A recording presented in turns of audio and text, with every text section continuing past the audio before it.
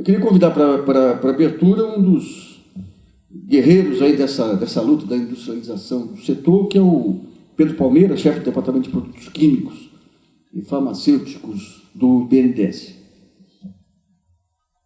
Bom dia. Em primeiro lugar, agradecer ao Nassif por, mais uma vez, estar convidando o BNDES, agora no papel de abertura desse encontro, para poder divulgar nossas ideias, para divulgar nossos instrumentos, divulgar nossa batalha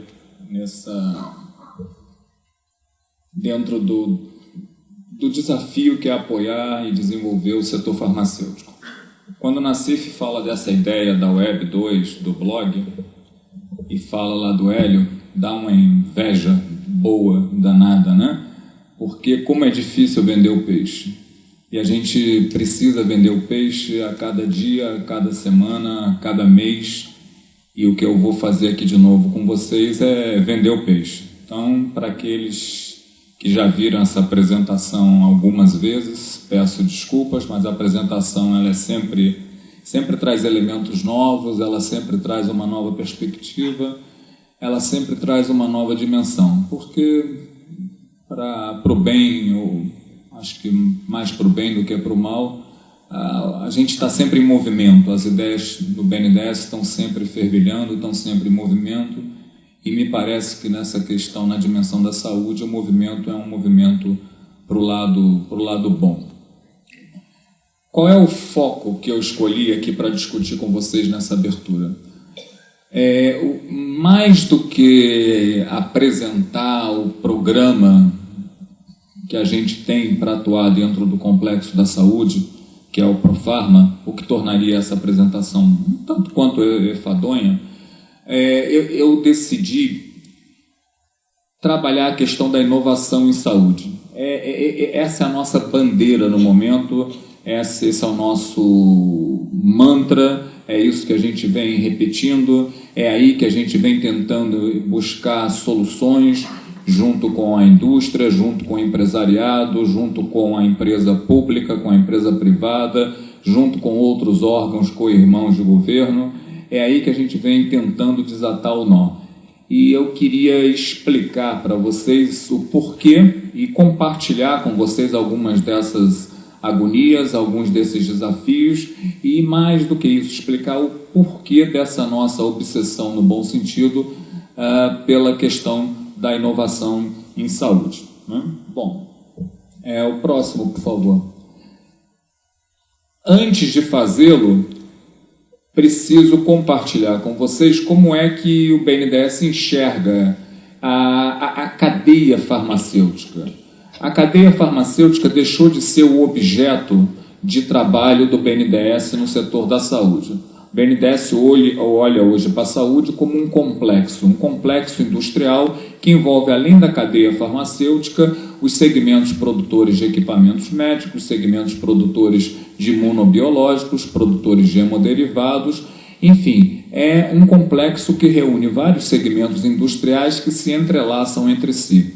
Agora, não dá para negar que a cadeia farmacêutica é o segmento de maior valor dentro desse complexo. Né? Temos aí para o ano passado algo em torno de 23 bilhões de reais de valor produzido por esse segmento farmacêutico no Brasil. Então, nós enxergamos essa cadeia de produção de medicamentos sendo constituída por 4 elos. Mais do que elos, isso representa, cada caixinha dessa representa repositórios de competências. Nós temos aqui, andando da direita para a esquerda, um primeiro elo de marketing e vendas, o segundo elo da produção de medicamentos, terceiro elo a produção de princípios ativos, ou IFAs, né? Ou farmoquímicos, como alguns chamam, e na ponta esquerda da cadeia, a atividade de pesquisa e desenvolvimento. Parece óbvio dizer, né, que quanto mais à esquerda um país se situar, mais soberano ele vai ser em torno da governança dessa cadeia de medicamentos.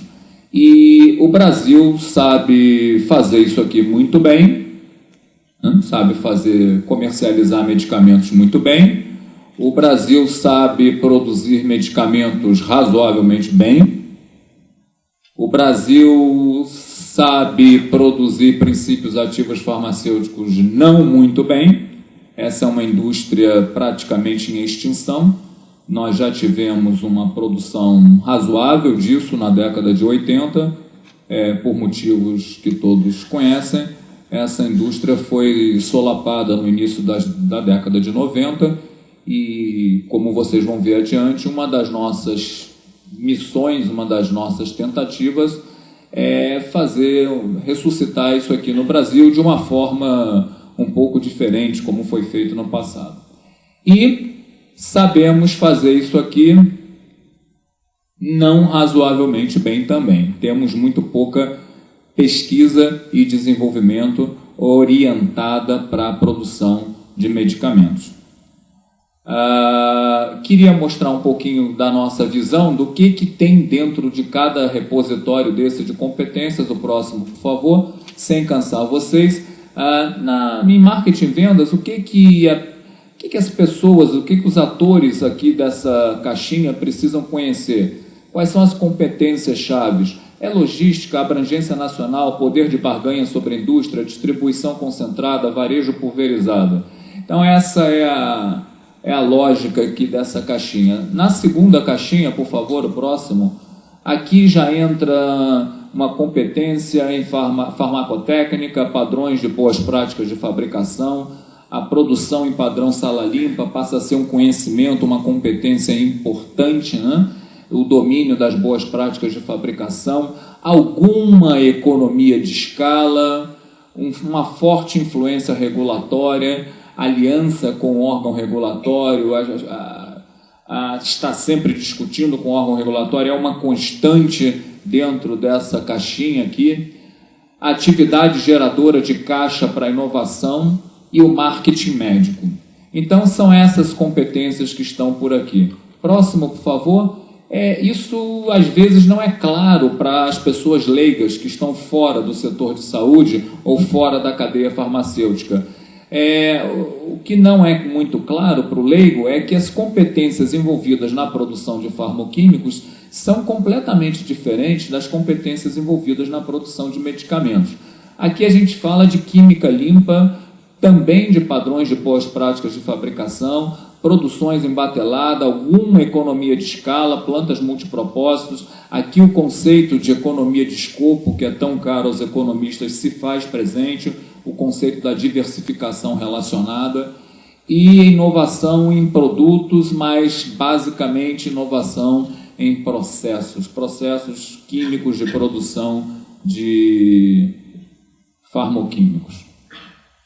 E lá, por fim, na competência, na caixinha do P&D, aí competência para inovação são competências tecnológicas relacionadas a conhecimento mesmo, a tecnologia de biologia molecular, mecanismos de doença, química racional, enfim.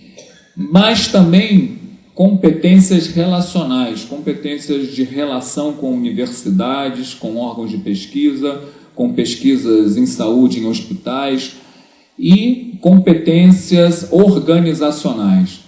De nada adianta estalar o dedo, dizer que pretende numa missão ser uma empresa inovadora se a organização não está trabalhando em prol de se tornar de fato uma empresa inovadora.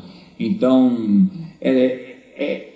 acreditar, saber que o conhecimento tácito é importante, trabalhar no sentido de tornar esse conhecimento tácito conhecimento procedimentalizado, conhecimento explícito, trabalhar no conceito de aceitar o erro, de não punir o erro, todas aquelas coisas que a administração ensina para a gente para tornar as empresas um pouco mais criativas, né?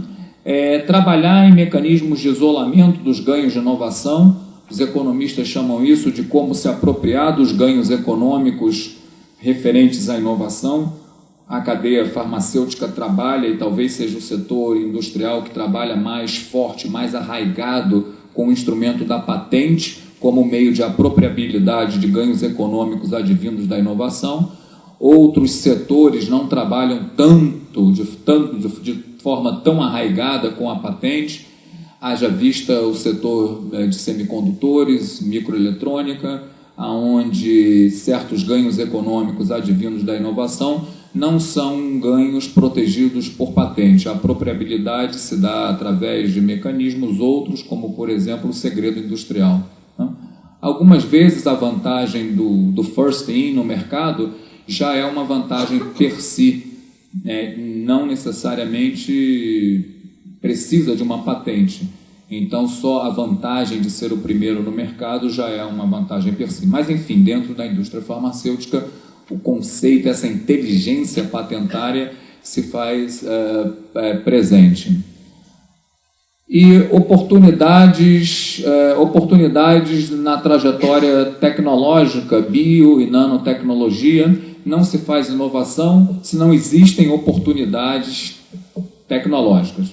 Então, por que certos setores são mais dinâmicos em inovação do que outros?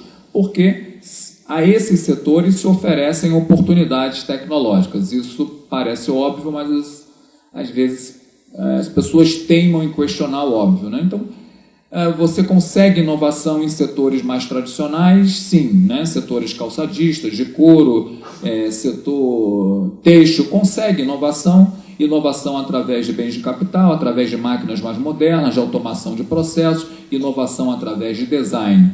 Mas não se colocam a esses setores oportunidades tecnológicas como se coloca ao setor, ao complexo da saúde. E aqui, só para citar 2 exemplos recentes, biotecnologia, que é algo que nasce de uma forma consistente ao final da década de 80, portanto, algo que tem 20, 30 anos no máximo, e nanotecnologia, que é algo que, com exceção de poucos, né, quase ninguém sabe muito bem dizer o que é. Bom, qual é o movimento? Qual é o movimento desejado? Qual é o sonho de todos nós? Próximo, por favor.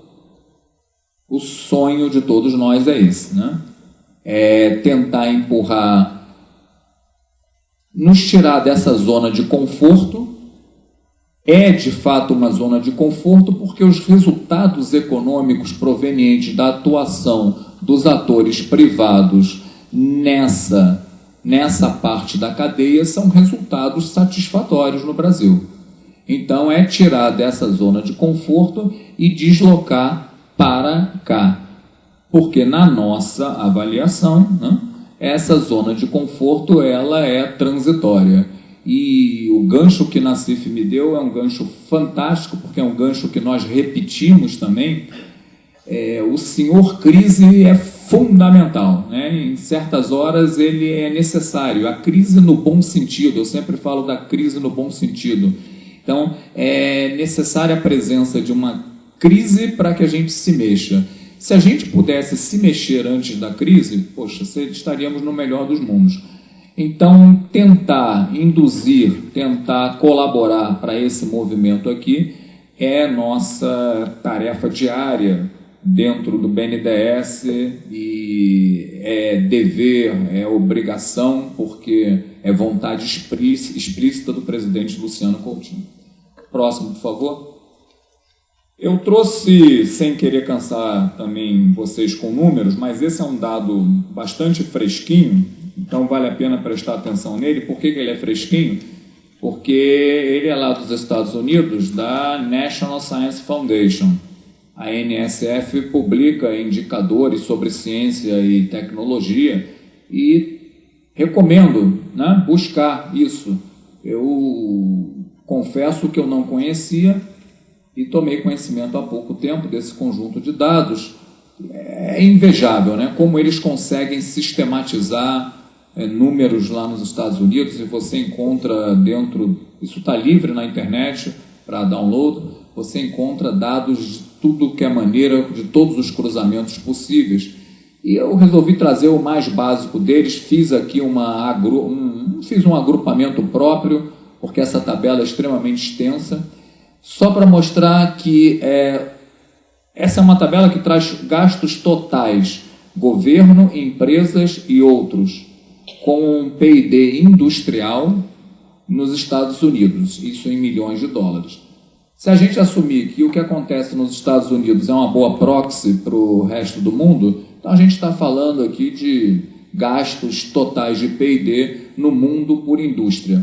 Então vale a pena dar uma olhada ali para as indústrias que estão iluminadas em amarelo. Fármacos e medicamentos em 2005 com 35 bilhões de dólares em PIB, num total de 226 bilhões de dólares. Só para ter isso representando 15,4% desse total.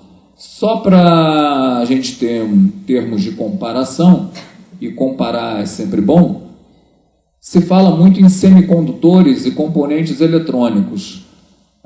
O dinheiro investido em pesquisa e desenvolvimento nesse segmento é de 18,7, 19 bilhões de dólares, representando 8,3% do total.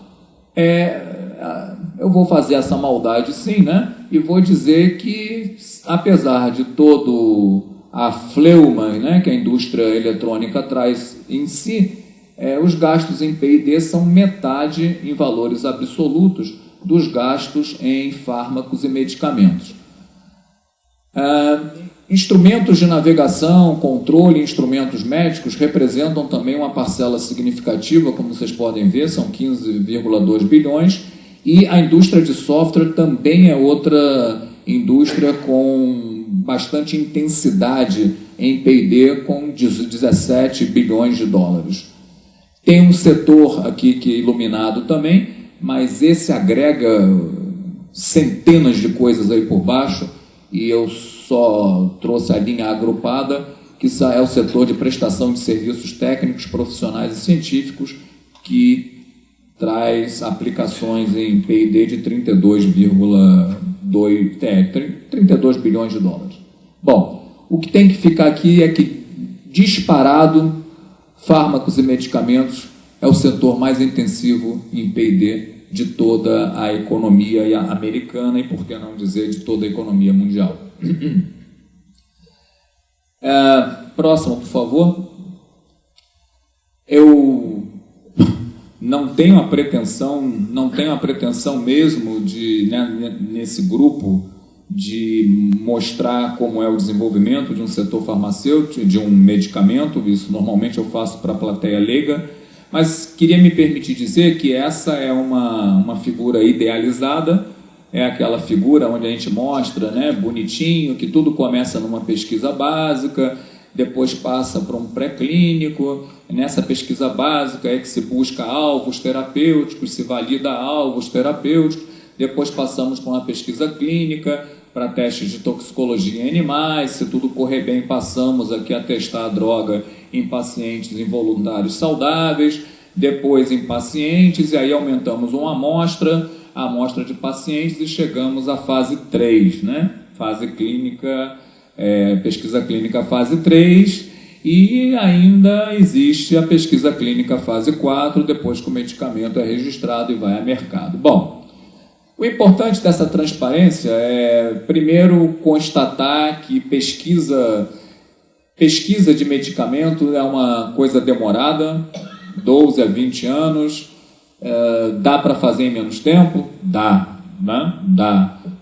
Precisa custar sempre 800 milhões de dólares? Não precisa. Temos exemplos de pesquisas de medicamentos lançados com custo muito menor do que esse aqui. Sem entrar na polêmica desse número, esse número agora tem aumentado para 1 bilhão de dólares, mas sem entrar na polêmica desse número, como esse número é construído e tal. Tem uma autora polêmica que lançou um livro recentemente, onde ela entra em detalhes sobre a construção desse número, ela contesta, enfim, mas acho que não é a discussão para o momento. Eu queria compartilhar com vocês uma situação que a gente viveu em 2003, há 5 anos atrás. E foi uma situação durante as discussões do que fazer no setor farmacêutico nos fóruns de competitividade em Brasília, onde reunia empresários, reunia governo. Tem pessoas aqui que participaram de algumas dessas reuniões, e a gente tinha sempre representantes do setor da indústria farmacêutica, representantes segmentados, né? Representantes das indústrias multinacionais, das indústrias nacionais, representantes de fabricantes de genéricos, enfim. Então era um debate animado, um debate em petit comité, mas um debate animado. E por algumas vezes nós tínhamos um interlocutor, né, que a ética que não me permite dizer o nome, que falava sempre o seguinte: olha, pesquisa farmacêutica custa 800 milhões de dólares. Por que o Brasil não esquece isso? Por que o Brasil não vai produzir soja? Por que o Brasil não se volta para as suas vantagens comparativas? Porque isso é muito caro, esse dinheiro não existe no BNDES, esse dinheiro não existe em indústria nenhuma, esse dinheiro não existe em banco nacional nenhum. Então é o que a gente chama de situação de lock, né? Tem um colega nosso lá do banco que adora essa expressão, situação de lock. É uma situação de fechadura. Alguém tranca a fechadura e não deixa você sair. Acabou. Dizer que a pesquisa de qualquer medicamento custa 1 bilhão é verdade. É uma situação de lock. 1 bilhão o BNDES não tem. 1 bilhão o Banco Brasileiro nenhum tem para apoiar a indústria alguma, que muito menos tem 1 bilhão, né, por mais capitalizada que seja essa indústria nacional. Agora, ou nós acreditamos que dá para fazer alguma coisa que não custe 1 bilhão de dólares, ou não fazemos de fato nada. Então, naquela época, final de 2003, início de 2004, nós decidimos apostar que dava para fazer algumas coisas que não custassem necessariamente 1 bilhão. Poderíamos estar errados, ok, mas vamos tentar, vamos ver, né? Então, daqui a pouco vocês vão ver alguns resultados. A gente vai estar falando basicamente de inovação incremental, né? A inovação radical, ela custa caro, sim, eu não estou dizendo aqui que não. E uma Big Pharma, uma empresa do porte de Pfizer, Novartis, Merck, enfim, elas não pesquisam um medicamento, elas pesquisam, às vezes, centenas de medicamentos. E como inovação farmacêutica tem um risco enorme, dessas centenas, talvez um vá à frente. E aí esse um tem que carregar todo o custo de tudo que deu errado. E aí vai custar muito caro, sim, né? Se você jogar todo o custo em cima desse um que deu certo. Bom, mas dentro do conceito de que inovação é trajetória, de que inovação é acúmulo de competências, de que inovação você não estala o dedo e se torna inovador no dia seguinte, o apoio à inovação incremental começou a se tornar para nós do BNDES uma coisa importante. Nós começamos a perceber que falar de inovação incremental não significava falar de inovação de segunda categoria, mas de um passo importante que poderia ser dado em direção no sentido de inovações radicais futuras. Quem sabe? Fiquei muito feliz numa reportagem na Último Exame, quando um representante de uma empresa multinacional disse que fez um depoimento, né, bastante, eu acho, assim, transparente, simpático, dizendo: olha, se há 20 anos atrás contassem para mim que o Brasil ia ter uma indústria aeroespacial de peso e relevância global, eu ia dar uma gargalhada. Mas estaria errado, porque o Brasil passou a ter uma indústria aeroespacial de peso e de relevância global. Então, por que não pensar que o Brasil possa vir a ter uma Pfizer ou uma Merck, uma empresa desse porte, daqui a 20 anos? Por que não pensar? E ele termina o comentário dele dessa forma, né? Isso vindo de um representante de uma empresa estrangeira nos dá ao nosso trabalho um certo ânimo, não, muito ânimo, muito ânimo. Bom, próximo, por favor. Agora, de uma forma eu ia falar alguma coisa antes de mostrar, mas tá bom.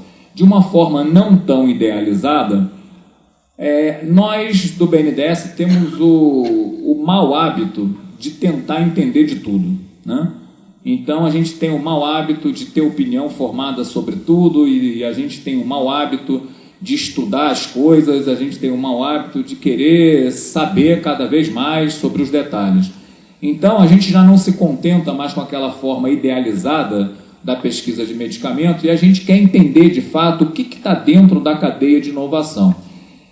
E mais do que mostrar para vocês isso, porque alguns aqui vivem isso no dia a dia, a gente está agora tentando entender aonde estão os gaps nessa cadeia de inovação. Porque vai que o empresário compre a ideia da inovação. Provavelmente a gente vai esbarrar em alguns gargalos existentes aí nessa cadeia. Então, um clique aí, por favor.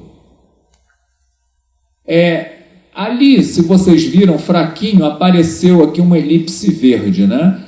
Então, por que verde? Porque nos parece que a pesquisa em saúde no Brasil, feita nos hospitais, nos centros de excelência, é uma pesquisa de boa qualidade. Então, nos parece que aquele início ali onde começa tudo, né? Eleições de alvos terapêuticos, busca de alvos terapêuticos, nos parece, não estou dizendo que está resolvido, mas que está bem encaminhado. Próximo clique, por favor. Agora já aparece uma bolinha vermelha, uma elipse vermelha, porque nos parece que existir um problema para tirar essas boas ideias, essa pesquisa feita dentro do ambiente de hospital, dentro do ambiente universitário, levar essa pesquisa para a descoberta de produtos que vão incidir, que vão trabalhar em cima desses alvos terapêuticos, nos parece que existem algumas ilhas de excelência capazes de fazer isso, mas não uma competência disseminada dentro do complexo industrial da saúde nacional. Próximo clique, por favor. Também nos parece a existência de um gap, esse talvez mais explícito, em testes toxicológicos, na fase pré-clínica. Então, nos parece razoável construir elementos para que essa competência seja viabilizada no país. E, felizmente, o PAC da Saúde contempla a construção de 2 centros de toxicologia clínica no Brasil. Bom, próximo clique, por favor. Também nos parece que existe um gap na questão de realização de pesquisa clínica fase 1 no país. Então, precisamos também, aparentemente, construir competência para a realização de fase 1 no Brasil. E, por último, nos parece, bolinha verde, que existe competência suficiente para a realização de pesquisa clínica fase 2 e fase 3 no Brasil. Então, mais do que a afirmação, eu estou usando sempre a expressão nos parece, eu estou aqui colocando à prova, pela primeira vez num público como esse, algumas ideias de construção de gaps dentro da cadeia de inovação farmacêutica. E a gente pode aproveitar até a iniciativa do Nassif. Aceitamos sugestões, né? Através de e-mails, de blogs, enfim, né? De cartas, de reuniões, aceitamos sugestões e aceitamos discutir isso porque consideramos um processo de aprendizado nosso. Tá? Muitos daqui vivem essa realidade no dia a dia, a gente vive essa realidade através de estudos e de conversa. Bom, próximo, por favor. Por que inovar? Isso pode parecer muito óbvio, mas acho que é que nem a qualidade total nos anos 80, né? É um mantra que precisa ser repetido sempre, até que faça parte do nosso DNA de brasileiro, né? Porque me parece que não está muito introjetado, não. Do ponto de vista de país, por que inovar? Isso é uma construção da Agência Brasileira de Desenvolvimento Industrial que eu simplifiquei a figurinha. Então, o Brasil ele sempre teve pressionado por baixo, algo que a BDI chama de países de baixo custo, pressionado por cima, algo que a BDI chama de países diferenciados. E a política industrial, desde a sua primeira versão, a PITSE, agora se chama PDP, desde a sua primeira versão, faz o que se chamou de opção de saída por cima. Ou seja, não a opção de aproveitar vantagens comparativas e de trabalhar com commodities agrícolas como sendo, né, o ponto principal de alavanca de desenvolvimento, mas a saída por cima em busca da diferenciação, o que traz per si o imperativo da inovação, né? Próximo, por favor. Agora, da perspectiva da empresa, por que inovar? Vamos lá. Isso é uma construção também um tanto quanto simplória, mas que ajuda. É um gráfico que de um lado traz margens, lucro, e de outro tempo. Então, qualquer empresa bem-sucedida vai colocar no mercado um produto ou um serviço que vai ter, tomara, né, uma alta margem. Esse produto ele vai sofrer uma concorrência invejosa dos seus concorrentes, os concorrentes vão ficar com uma certa inveja no bom sentido e vão copiar ou tentar copiar aqueles produtos, se não houver barreiras de entrada, né? Certo? E a tendência é que as margens comecem a escorregar curva abaixo no tempo. A tendência de comoditização de produtos e serviços, né? Bom, então essa curva permite, o próximo, por favor, a construção teórica de 4 pontos, né? Que alguns autores chamam de pioneiros, são aqueles que conseguem se estabelecer na parte superior da curva. Os seguidores rápidos são aqueles que conseguem se estabelecer no terço superior, os seguidores lentos no terço inferior, os copiadores, aqueles que trabalham mesmo copiando com margens pequenas, e aqui o trabalho normalmente é em volume e não em margem. Agora, qual o movimento que a gente gosta de apoiar dentro do BNDES? Próximo, por favor. Então, é esse movimento aqui. É o movimento de fazer um pioneiro continuar pioneiro ao longo do tempo. Infelizmente, no Brasil, para empresas nacionais, são pouquíssimas, e aí eu não estou falando de complexo da saúde, estou falando de economia como um todo. São pouquíssimas empresas de capital nacional que conseguem manter esse movimento de pioneirismo. Agora, o que é possível pensar é que existem seguidores lentos e seguidores rápidos. E o que a gente gosta de apoiar através de projetos de inovação é manter esses seguidores rápidos ao longo do tempo como seguidores rápidos, mantê-los no terço superior da lucratividade e aí vem o nosso sonho, né? Tornar uma empresa seguidora rápida uma empresa pioneira.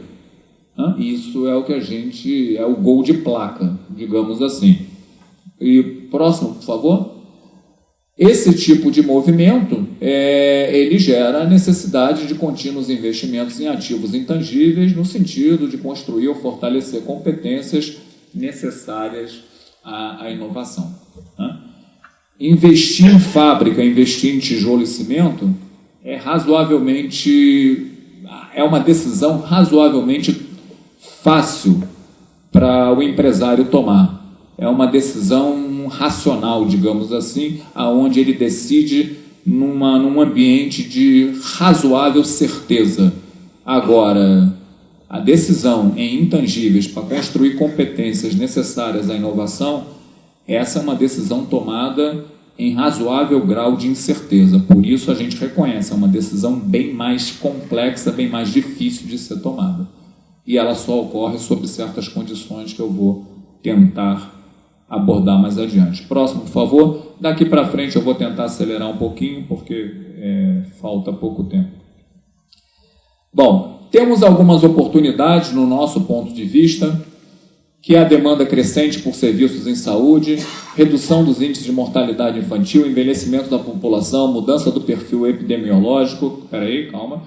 Nós ouvimos recentemente de um vice-presidente da Fiocruz uma palestra sobre isso aqui, e ele usou de fato a expressão explosão por demanda de serviços de saúde. Então o Brasil vai passar por uma explosão de demanda de serviços de saúde.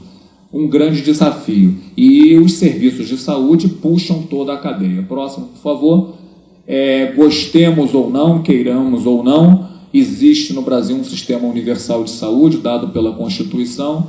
Então, se a gente não tem vontade de rasgar a Constituição, lá está escrito que a saúde é uma obrigação, é um direito de todo brasileiro e uma obrigação do Estado.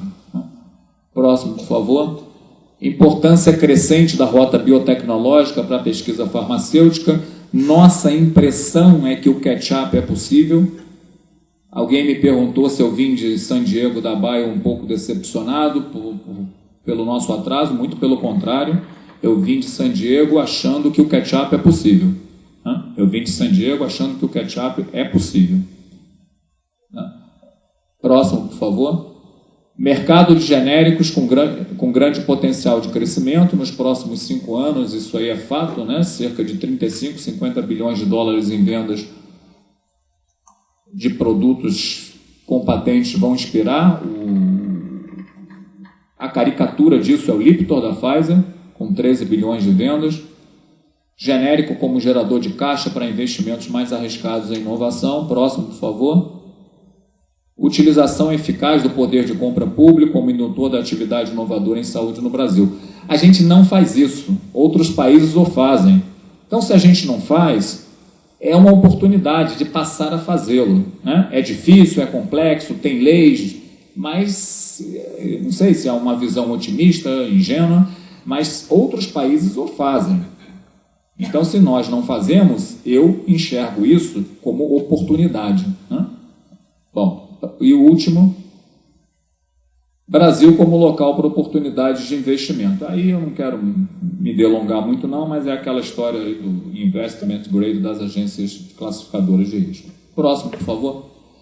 O imperativo da inovação é, vou dividir com vocês algumas angústias, né? Vou dividir, me permitam, isso aqui não é ideia formada,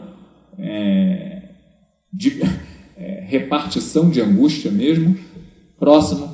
Política industrial define o complexo industrial da saúde como setor estratégico. Isso aí dá um bom pano de fundo institucional para o nosso trabalho, e o nosso que eu falo é o trabalho de todos os agentes, privados, públicos, órgãos de governo. Próximo. A inovação é necessária para elevar a competitividade do parque farmacêutico brasileiro e contribuir para a melhora dos termos de troca nacionais.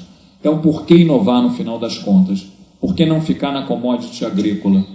É porque a inovação é que vai permitir a melhora dos termos de troca nacional. É isso que vai nos permitir tentar jogar no primeiro time da competição global. Próximo, por favor.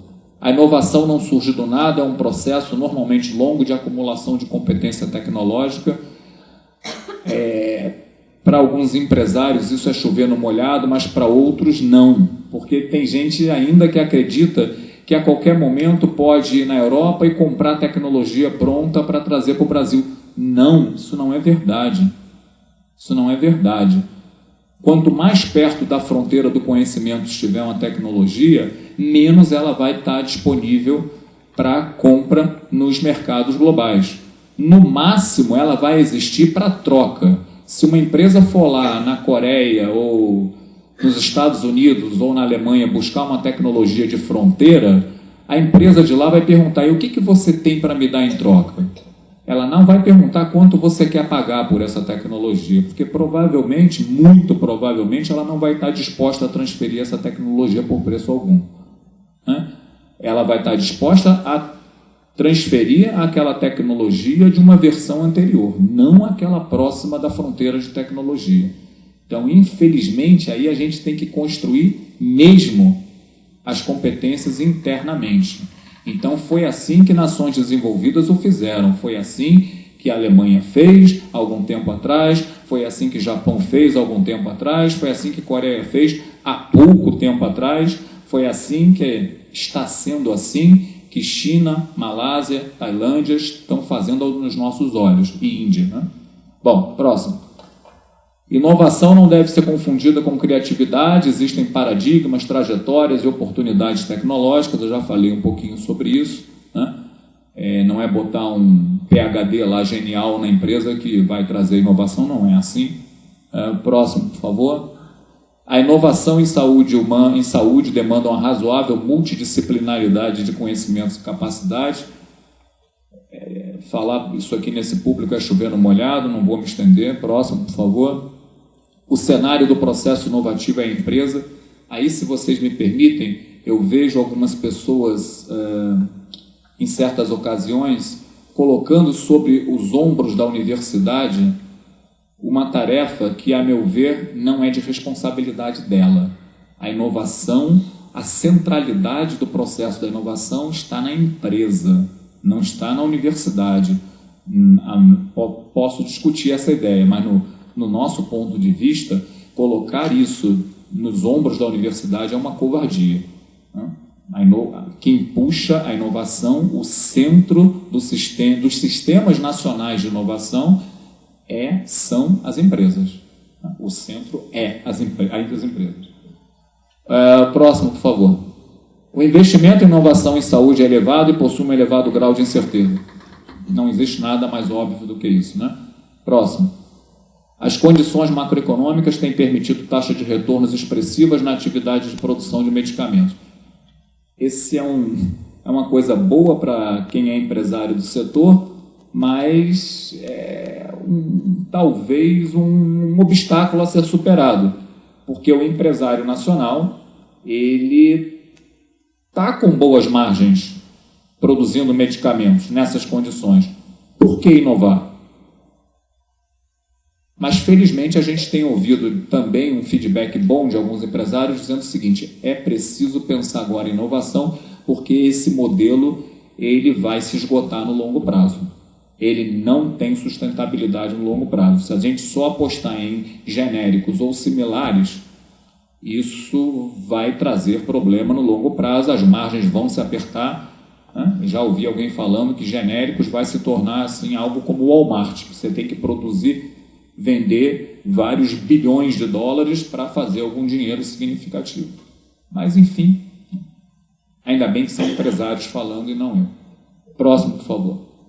Bom, na nossa opinião, fatores críticos para a indução na inovação farmacêutica. Próximo, por favor. Mais um. Condições macroeconômicas favoráveis. Eu desisti de, assim, pensar, porque a macroeconomia ela está além do BNDES. Então, não me cabe falar sobre macroeconomia como ente de governo. Então, eu faço o seguinte, a formulação agora. Apesar das condições macroeconômicas, como podemos inovar? Porque a taxa de câmbio está aí, dessa forma, a trajetória parece uma trajetória complicada para quem quer inovar, as taxas de juros também, enfim, e parece que entra governo e sai governo, esse pacote macroeconômico permanece, né? Então, a formulação apesar da macroeconomia, das condições macroeconômicas, como é possível induzir a inovação? Próximo, por favor. Existência de fontes de financiamento, de capital de risco, mais utilização eficaz do poder de compra público. Nos parece que a primeira parte dessa equação está bem resolvida e a segunda precisa ser resolvida. Existe vontade política para tal, mas demanda um certo tempo, porque existem leis, existe uma certa complexidade jurídica que precisa ser modificada. Próximo, por favor.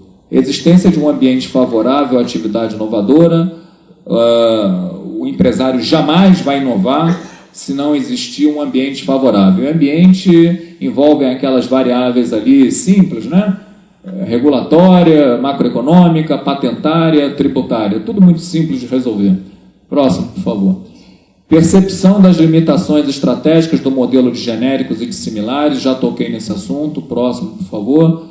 Estímulo ao investimento da base biotecnológica, seja na grande empresa, seja em empresas nascentes. A gente está com esse propósito, né, de apoiar de forma diferenciada, de forma até customizada, empreendimentos que se utilizem de moderna biotecnologia. Próximo, por favor. Hiato crescente entre as competências para a produção e para a inovação em medicamentos. Já se acreditou por algum tempo que se eu construísse uma fábrica de medicamentos, eu estaria colaborando para a formação de competência e inovação. Mas hoje é perceptível isso, né? Eu vou aqui fazer um exagero, uma caricatura, mas hoje uma fábrica de medicamentos, você aperta um botão, entra um pozinho lá, começa a ser comprimido e no final sai lá uns comprimidinhos já todos encaixotados, com os blisters todos arrumadinhos dentro de uma caixa e pronto para ir para o caminhão. Então, apertar botão está longe de ser uma competência para a inovação. Então, o investimento em fábrica não vai trazer per si inovação. É preciso que se façam investimentos específicos e intangíveis necessários para a construção de competências para a inovação. E esse é um investimento mais arriscado, sabemos, mas é um investimento que a gente, como BNDES, está disposto a conversar, a dividir risco com os atores. Próximo. Consolidação setorial no elo farmacêutico, a gente tem buscado isso, acho que vocês têm acompanhado pela imprensa. Esse é o nosso mantra, a gente está repetindo isso, a gente precisa construir empresas mais fortes, empresas mais robustas, não só no elo farmacêutico, mas como também no segmento de equipamentos médicos. Então a gente precisa de empresas mais robustas, porque essa robustez que vai permitir inserção internacional, essa robustez que vai permitir a inserção sistemática em atividades inovadoras. Próximo, por favor. Formação de parceria entre produtores públicos e privados de medicamentos e produtores de farmoquímicos. Essa é a única maneira, no nosso ver, de ressuscitar a indústria farmoquímica local. E como eu acredito que para fazer inovação farmacêutica a competência farmoquímica é necessária, então a gente vai perseguir isso aqui. Próximo, por favor. Reconstrução da competência farmoquímica. Próximo slide. Eu vou aqui agora até cortar algumas coisas lá do final, mas queria mostrar. A inovação farmacêutica aqui, em tom assim, só de exemplos, me permitam, tem representantes aqui de várias empresas, eu vou usar aqui exemplos de 3 empresas, mas gostaria de contribuições para rechear essa apresentação com outros exemplos. Vamos lá, próximo, por favor. Então, para quem é químico, já entendeu do que eu estou falando, né?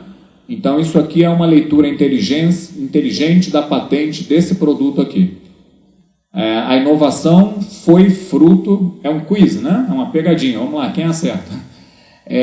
A inovação que eu estou falando é a inovação resultante da leitura inteligente da patente desse medicamento aqui. A leitura inteligente dessa patente permitiu verificar que o dímero dessa molécula, através de uma ponte dimérica, não estava protegido pela patente.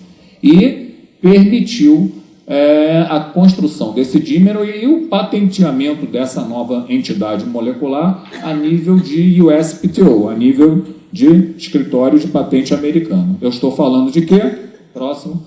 Estou falando do Viagra e do nosso Viagrão aí, do nosso Eleva Tupiniquim, o Eleva da Cristália, certo?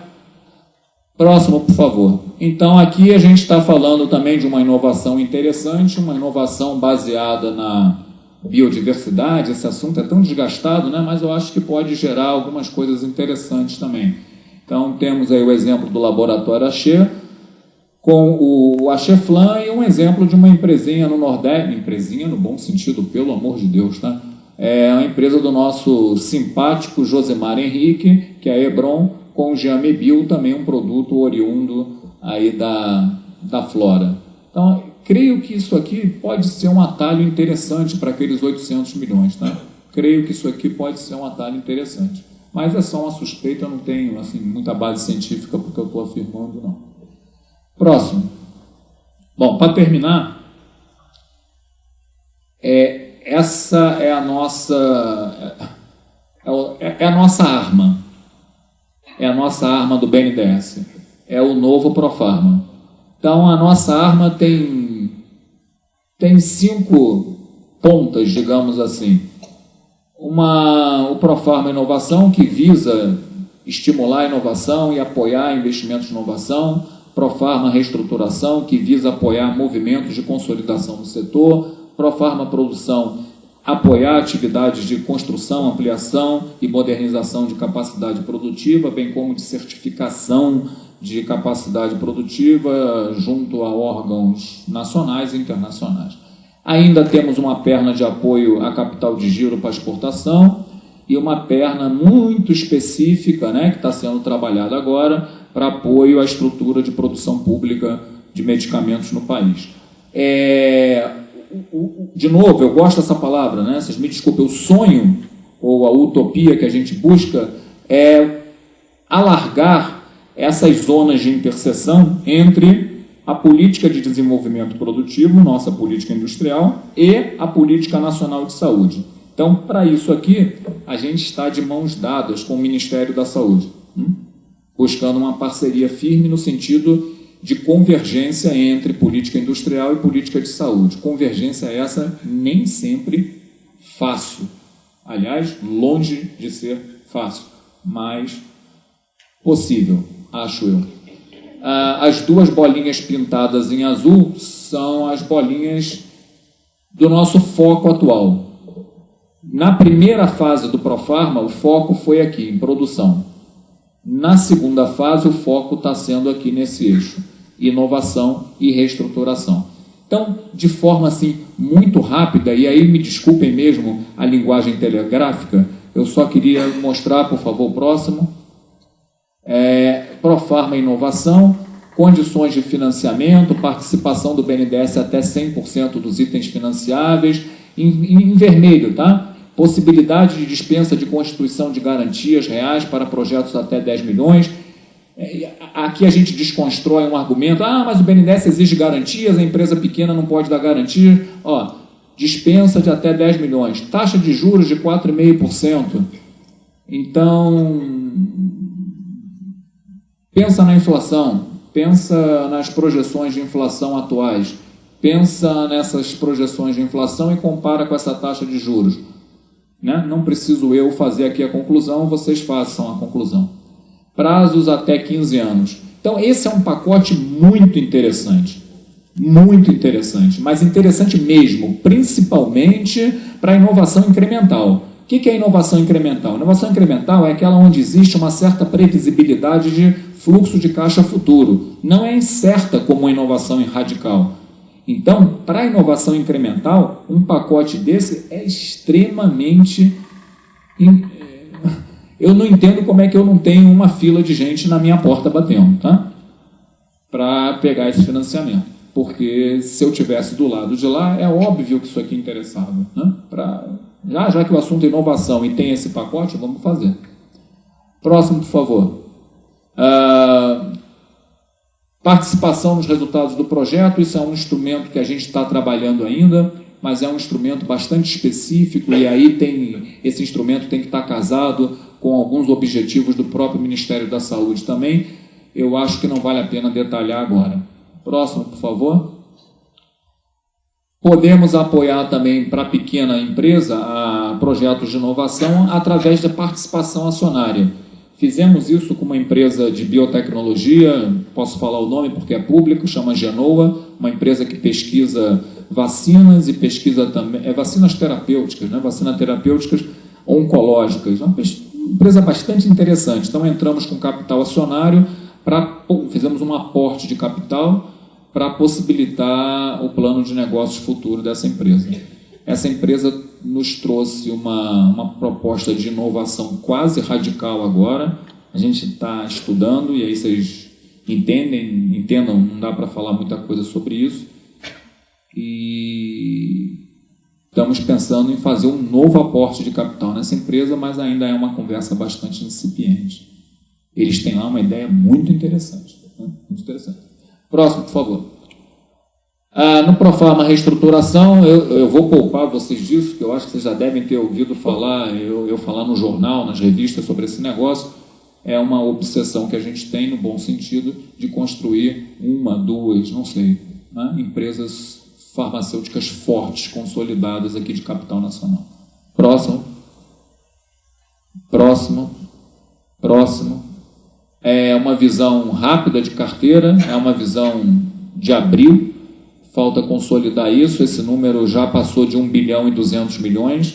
Então, o número não diz tudo, mas o número é importante para mostrar, tudo que você está falando é um sonho, são belas intenções. Não. O que a gente está falando já tem resultado. Então, nós temos uma carteira já de 1,2 bilhões de financiamento e essa carteira possibilitou projetos na ordem de 2,3 bilhões de financiamento, já trazendo o número atualizado. Foram 66 operações, não representam 66 empresas, porque muitas delas gostaram de trabalhar com o BNDES e já voltaram pela terceira vez ao banco para realizar seus projetos de financiamento. É uma carteira, como vocês podem ver, madura, porque dessas 66 operações, eu estou falando de 44 já contratadas e com dinheiro, com recurso liberado. Então, também não é algo que ainda vai ser aprovado, nada disso não. Próximo, por favor. Dessa carteira, boa parte é para investimentos em produção, construção de capacidade produtiva, modernização, certificação. 1/3, mais ou menos, para reestruturação. Aqui é público, dá para falar. Foram apenas 2 projetos. O financiamento da compra da biosintética pelo laboratório Axê e o financiamento da compra do laboratório Barrene pela Farmasa. E aqui, em fase experimental, temos 5 operações de exportação, de apoio a capital de giro. Esse é um desafio. E essa é a fatia que, apesar de pequena da pizza, eu costumo dizer que é a fatia mais gostosa, é a fatia que a gente gosta mais, tá? Então é essa fatia que a gente vai buscar de uma forma obsessiva, diariamente, noturnamente, 24 horas por dia. É essa fatia que a gente vai buscar largar ela de qualquer maneira, né? É a fatia da inovação. Os instrumentos estão aí, os instrumentos são bastante favoráveis. Próximo, eu estou já finalizando. Posso falar disso aqui porque são todos projetos públicos já aprovados, são alguns exemplos, tá, gente? Só para não cansar. Apoio a Biomanguinhos para a construção do CIPBR. CIPBR é o Centro Integrado de Protótipos, Biofarmas e Reagentes. Biomanguinhos é uma empresa pública. Esse apoio foi de 30 milhões via o Funtech. A Genou, a empresa que eu já falei, desenvolvimento de vacinas terapêuticas para tratamento de tumores, um apoio de 5,3 milhões de reais através de Profarma Inovação e renda variável, ou seja, aporte de capital.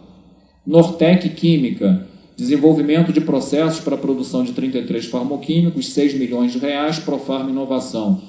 Biolab, desenvolvimento de medicamentos, novas formas de apresentação, construção de planta semi-industrial para a produção de lotes pilotos, 50 milhões dentro do Profarma Inovação. Hemobras Coptec, desenvolvimento de novos processos para a produção de biofármacos, aí são fatores de coagulação, é um projeto que tem o sponsor da Hemobras e tocado lá pela Coptec do grupo da UFRJ do Rio de Janeiro, um projeto de 7 milhões, também com recursos não reembolsáveis do Funtech. Eurofarma, desenvolvimento de novas aplicações para um anticorpo monoclonal, é um projeto razoavelmente pequeno, 2,3 milhões dentro do Profarma Inovação. E, por último, o Instituto Butantan, com desenvolvimento de vacinas para rotavírus, dengue e leishmaniose, um projeto de 32 milhões apoiado pelo Funtech. Alguns exemplos, a gente poderia fazer umas 5 páginas dessa, mas foram alguns exemplos caricatos e utilizando diversos instrumentos que eu queria mostrar. Próximo. E quero agradecer a atenção de vocês, né? E estou disposto para qualquer diálogo, qualquer intervenção, qualquer correção do que eu tenha falado aqui e qualquer contribuição que vocês queiram dar para o nosso processo de aprendizado também, de como tentar construir isso tudo. Tá? Muito obrigado.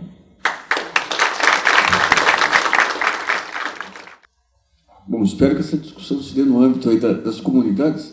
E um tema interessante é que esses fundos de capital de risco aí, tipo GP, começam a entrar no setor, explorando inicialmente essa facilidade de marketing aí, mas trazendo uma visão de negócios que pode ser interessante aí, né?